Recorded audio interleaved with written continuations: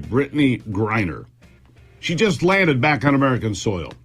I'll bet you'd never heard of her before she was arrested by Russia. I bet you'd never heard of her.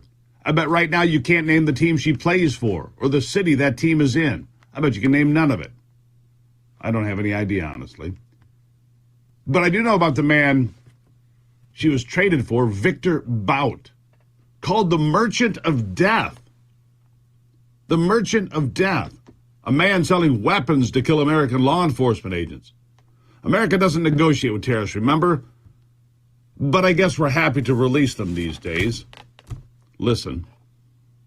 I want to ask you, as you know, there's some criticism of the release of Viktor Bout, and I know you said the president doesn't take it lightly, he waited very carefully, but we are talking about a man who, when he was sentenced to 25 years, Preet Bharara, who at the time was the top federal prosecutor in New York, said that this was someone who had conspired to sell AK-47s that he knew would have been used to kill Americans, American drug agents.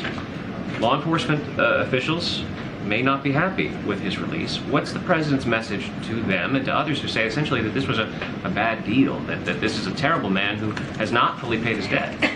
So look, negotiations for release of wrongful detainees are often very difficult. That's just a reality. In part because of the price that must be paid to bring Americans home to their loved ones, and in part because of immediate results can feel unfair or arbitrary, right, to your point. A woman who wouldn't stand for the national anthem, a woman who routinely badmouthed the United States of America.